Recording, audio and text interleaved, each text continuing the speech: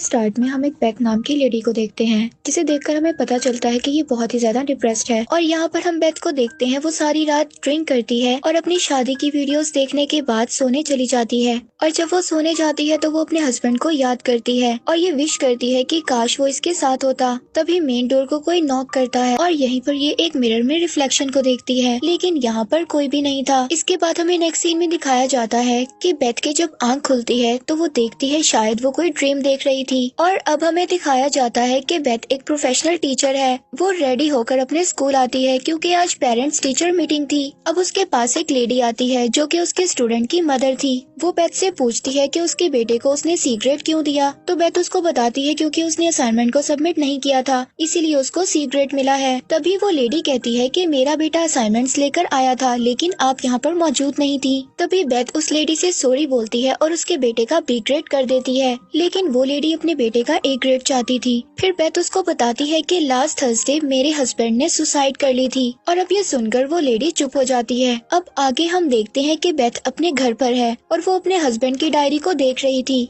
जिसमें उसके हस्बैंड ने एक हाउस के स्केच को बनाया हुआ था जो कि एक लेक के पास था। लेकिन बेथ यहाँ पर नोटिस करती है कि उसने सारे रिवर स्केचेस भी बना रखे हैं जैसे कि शायद कोई मिरर इमेज हो, लेकिन यहाँ पर बेथ को कुछ भी समझ नहीं आता। अब वो डायरी को वापस रखकर सोने के लिए चली जाती है और फिर अगले दिन सुबह को उसका म्यूजिक सिस्टम खुद ब खुद बजने लगता है और साथ ही वो फोन चेक करती है और देखती है कि ओवन का मैसेज आया हुआ था और साथ ही कोई वॉइस की आवाज आती है। और जब वो विंडो के पास जाकर देखती है तो उसको अपना हस्बैंड ओवन नजर आता है जो कि लेक वाले हाउस के पास खड़ा था। और तभी यहाँ पर बेथ की आंख खुल जाती है जिससे पता चलता है कि शायद बेथ कोई ड्रीम देख रही थी और अब वो उस ड्रीम से बहुत ज्यादा डर जाती है। और फिर वो अपने हस्बैंड के फोन को चार्ज कर चेक करती है, लेकिन यहाँ पर उसको कोई भी मैसेज नहीं मिलता। और जब वो फोन की गैलरी को चेक करती है तो उसमें उसे एक लड़के की तस्वीर मिलती है जो कि शायद एक साइड पोस्ट से ली गई थी और अब उसे वो लड़की अपने जैसे ही लग रही थी। और अब वो अपने फ्रेंड के पास जाकर मोबाइल में उसको वही तस्वीर दिखाती है और उसकी फ्रेंड उसको कहती है कि शायद ये तुम ही हो, लेकिन बेथ उसको कहती है कि मेरे पास ऐसे कोई भी कपड़े नहीं है। अब उसकी फ्रेंड क्लेरा उसको कहती है कि इन सब बातों को छोड़ दो और बस अपने हस्बैंड के साथ गुजारे हुए अच्छे मोमेंट्स को याद करो और शायद वो भी तुम्हें चीट कर रहा था। इसके बाद बेथ और उसकी फ्रेंड एक बार में जाते हैं और वहाँ पर बहुत ज्यादा ड्रिंक करते हैं। इसके बाद बेथ की फ्रेंड उसको घर छोड़ने आती है। तभी बेथ उसको एक स्टोरी सुनाती है कि जब वो 17 साल की थी उसका एक बहुत ही बुरा एक्सीडेंट हुआ था और उसकी कार खाई में गिर गई थी। उसके लंग्स फट गए थे और उसका हार्ट तकरीबन 4 मिनट के लिए बंद हो गया था, मगर किसी तरह उसे डॉक्टर्स ने बचा लिया। ये स्टोरी सुनाते सुनाते बेथ सो जाती है और फिर एक ही दम से उसके घर का म्यूजिक सिस्टम बहुत जोर से बजने लगता है और बेथ डर से उठ जाती है। और अब वो देखती है कि वो घर पर अकेली है और बहुत जोर से चिल्लाती है और कहती है कि जो भी है सामने आओ। और फिर वो देखती है कि कुछ लड़कियां उसके घर के पीछे से आ रही हैं और लेक में जाकर कूद जाती हैं। लेकिन बेथ लाइट से लेक में देखती है लेकिन यहाँ पर कुछ भी नहीं था। तभी दूसरे लम्हे वो एक दूसरे घर को देखती है जो कि लेक के दूसरे पार था और वो फौरन वहाँ से गायब हो जाता है। तभी उसके कान में कुछ विस्परिंग होती है और फिर वो हिम्मत कर बोट की तरफ जाती है जहाँ पर ब्लड में लगे फुटप्रिंट्स थे और यहाँ पर उसको एहसास होता है कि शायद उसके हस्बैंड की सोल उसके आसपास है। और जब वो उसे टच करने की कोशिश करती है तभी वो अचानक से वहाँ पर बेहोश हो जाती है। और अब जब उसकी आंख खुलती है तो वो देखती है कि वो लेक के दूसरे पार थी जहाँ पर उसी के जैसा एक घर था और यहाँ पर वो देखती है कि उसके जैसी लड़कियाँ अलग अलग रूम्स में हैं जो कि उसके हस्बैंड ऑन के साथ हैं। और जब वो घर के अंदर जाती है तो बेथ की आंख खुल जाती है, लेकिन यहाँ पर वो रियल वर्ल्ड यानी अपने घर के अंदर ही थी। लेकिन यहाँ पर उसको यकीन हो गया था कि जो भी उसके साथ हो रहा है ये कोई ड्रीम नहीं है बल्कि ये कोई सुपरनैचुरल पावर है।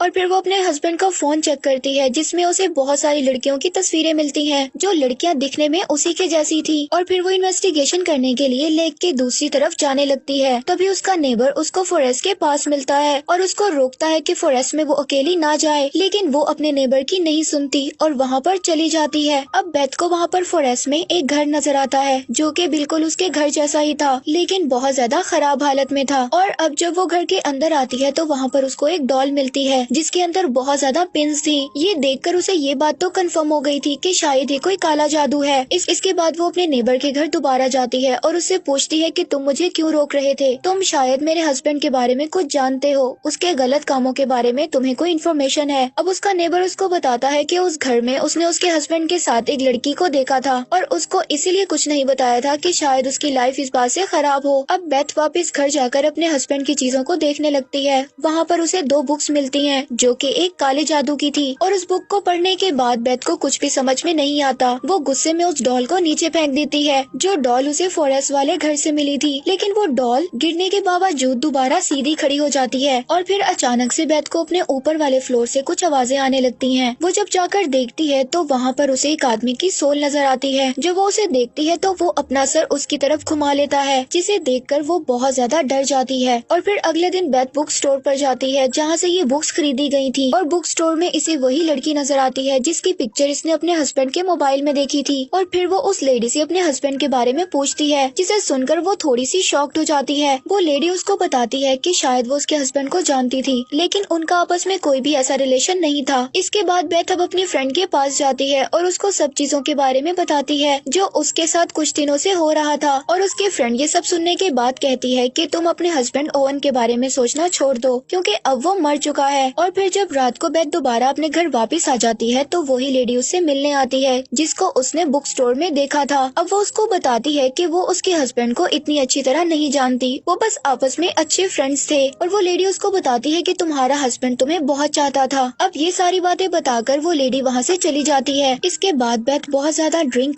कर लेक के दूसरी तरफ घर में चली जाती है और यहाँ पर वो अपने हस्बैंड की सोल को बुलाने की कोशिश करती है, लेकिन वो यहाँ पर नहीं आती। तभी उसका पाँव वहाँ पर स्लिप हो जाता है। लेकिन जब लाइट से वो नीचे की तरफ देखती है तो वहाँ पर बहुत ज्यादा डेड बॉडीज थी, जिसे देखकर बेथ बहुत ज्यादा डर जाती है। अब बेथ वहाँ से डरकर भाग जाती है और अपने घर में बैठकर इस बात को सोच रही होती है कि ओवन ऐसा नहीं कर सकता। और वो रोते हुए अपने हस्बैंड को याद करने लगती है। तभी वहाँ पर उसे एक प्रेजेंस फील होती है और बेथ देखती है कि वॉशरूम के मिरर पर हेयर लिखा हुआ है। और यहाँ पर बेथ जाती है और फील करती है कि शायद ये उसके हस्बैंड की सोल है और वो सोल भी शायद बेथ को फील कर रही थी। लेकिन वहीं पर अचानक से और तभी झटके से बेथ उस सोल को छोड़ देती है। लेकिन बेथ जब वॉशरूम से बाहर जाने लगती है तो वॉशरूम का दरवाजा खुद से बंद हो जाता है और उसके मिरर में वो देखती है कि उसी की जैसी कोई लड़की है जिसे उसका हस्बैंड मार रहा है। तभी एक सोल बेथ का भी गला दबा देती है और उसको दरवाजे में मारती है। तभी वहाँ का दरवाजा खुल जाता है। इसके बाद बेथ अपने बेडरूम में जाती है और वहाँ पर देखती है कि बहुत सारी लड़कियों की सोल्स हैं जो कि छुपने की कोशिश कर रही हैं। और फिर से बेथ अपने हस्बैंड को देखती है जो कि किसी लड़की को मार रहा था। अब बेथ ये बात नोटिस करती है कि उसके साथ वहाँ पर कोई और सोल भी है और वही उसको खींचकर दूसरे रूम में ले जाती है और वो बेथ को वहीं पर ले जाती है जहाँ पर उसके हस्बैंड ने सारे मर्डर किए थे। और एंड में वो देखती है कि उसने अपने सर को अपने हस्बैंड की गोद में रखा हुआ है। और फिर से यहाँ पर उसके हस्बैंड के कान में कुछ विस्परिंग होती है और वो उसका गला दबाने की कोशिश करता है, लेकिन वो उसका गला नहीं दबा पाता। तभी बेथ उस परछाई से पूछती है कि तुम कौन हो।